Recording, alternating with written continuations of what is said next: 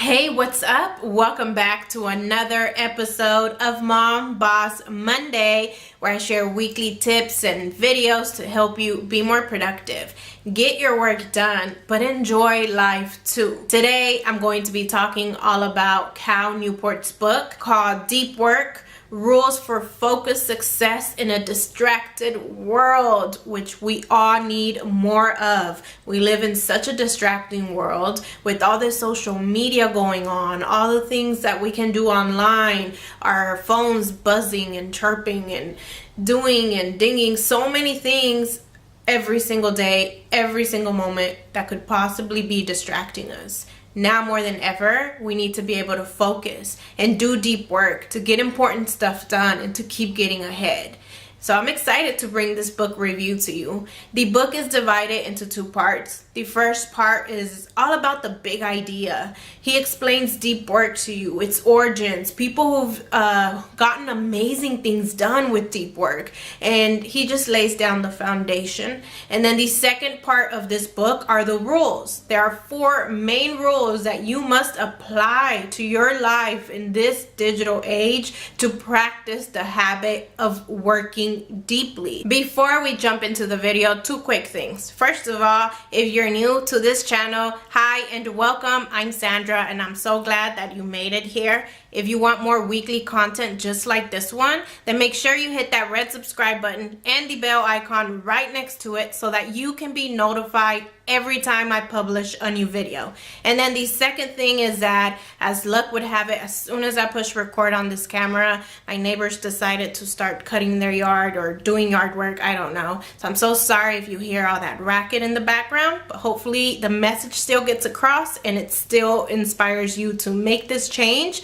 of adopting deep work in your life. Part 1, the idea. Having the internet at our fingertips at all times has its ups. I can be connected with all of y'all instantly. I can hit publish on this video and I share this message with all of you and thousands of other people potentially. But then the downside is that having this distraction at our fingertips all the time takes away our focus. So the digital age is really not the main problem. It's us. It's in our hands to develop the capability to do deep work when it's time to do it. We have to develop that capability on our own if we want to succeed in this digital age.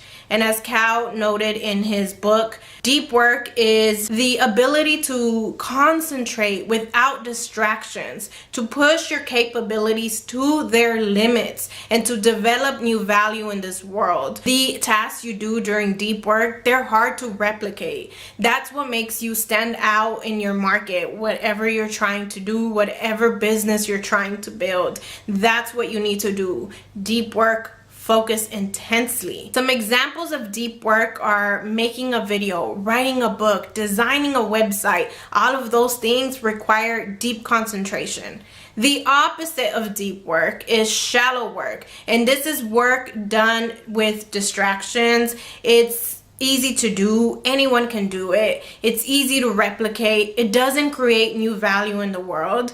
And tasks that are in shallow work category are things like planning and organizing. Scrolling through social media obviously is one of them. And there's so many other things that we do on the daily that just keep us busy, but they're shallow work. They're not deep. They're not going to create new value in the world and truly push us forward. So why deep work? Why do you need to develop this habit of working deeply? Deep work will do 3 things for you. The first thing it will do is help you understand and comprehend and learn things faster. It seems like things are changing now from one day to the next. So now more than ever, it's very important for you to develop the skill of learning new things, understanding them thoroughly, and then applying them quickly. Deep work will help you produce high quality stuff faster. If you've ever felt like you've gone an entire day of working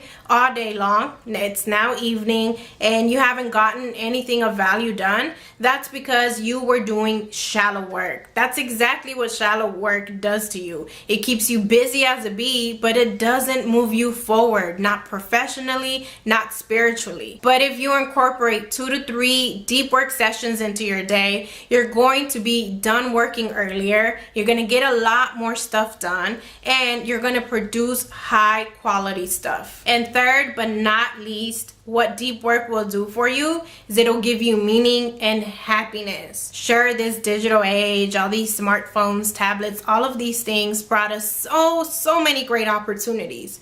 But being stuck to a device all day long is not a way to create a meaningful life, which is what we all want at the end of the day. That's why the more advanced we get with technology, the more lost we feel.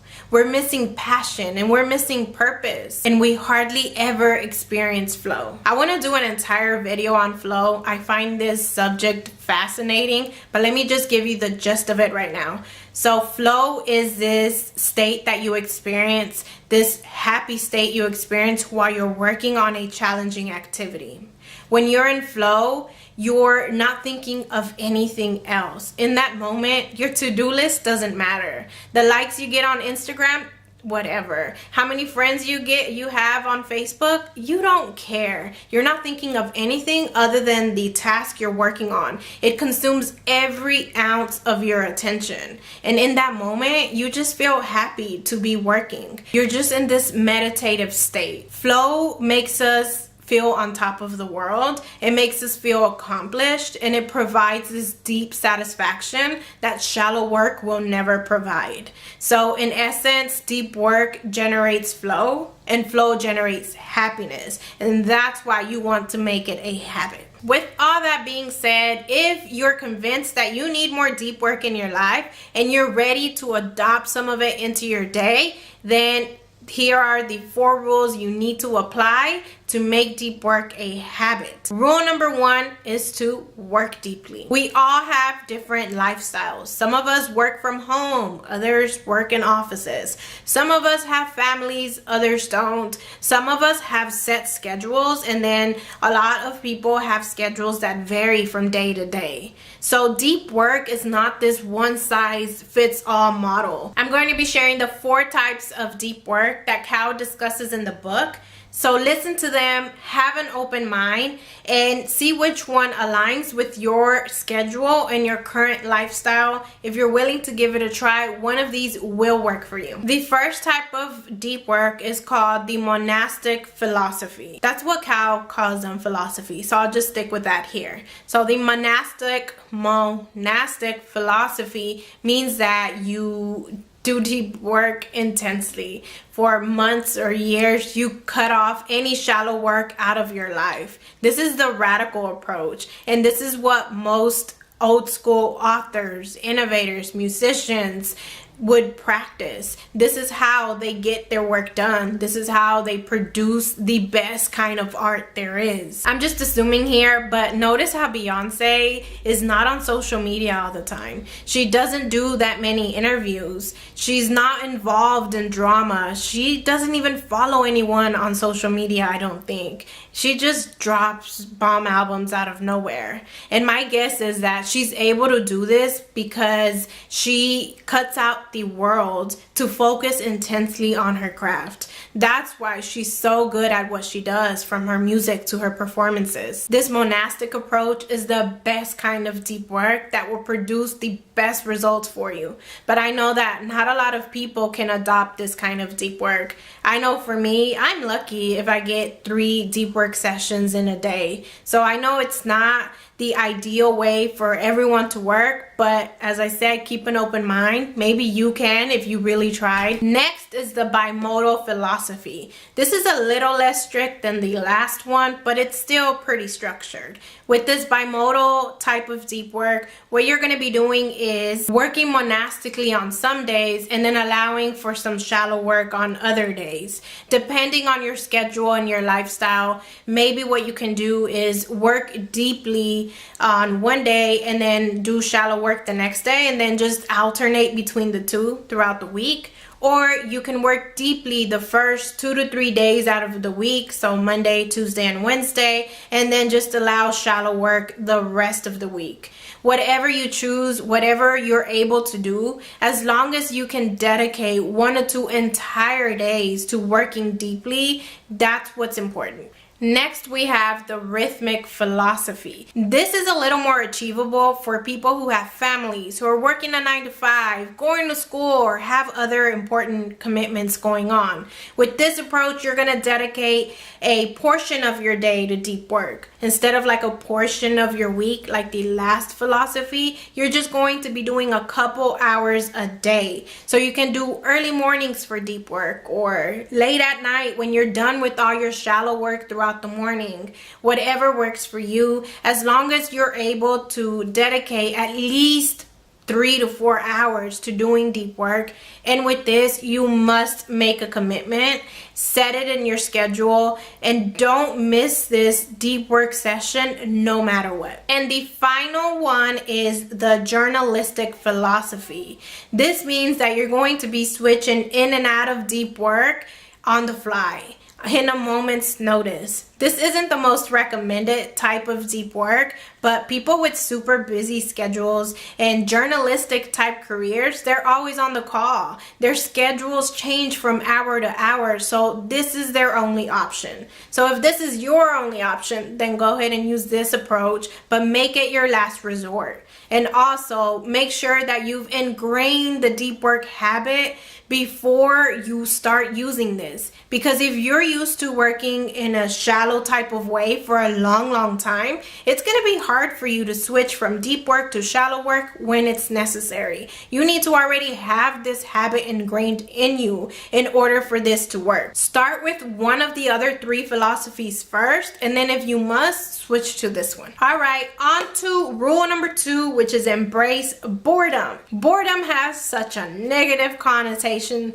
attached to it. We all despise it. We all avoid it at all costs. Anytime we sense a slight bit of boredom, we instantly reach for the distractions. When we're waiting at the grocery store, at the school pickup line, at the bank, anytime we're waiting, we don't like it. We like to be distracted by something. This seems harmless. Everyone does it, including me. But like most quick fixes, you pay for it later. Because every time you reach for outside stimuli to distract you while you're bored, you're training your brain to seek distraction. Then when it comes time to concentrate for long periods of time on a project, you can't. I'm not saying never use your phone, never entertain yourself for a little bit. If I'm waiting at the doctor's office for an hour, I'm going to use that time to get work done. So all I'm saying is to avoid it sometimes, especially when you're only waiting 5, 10, or 15 minutes.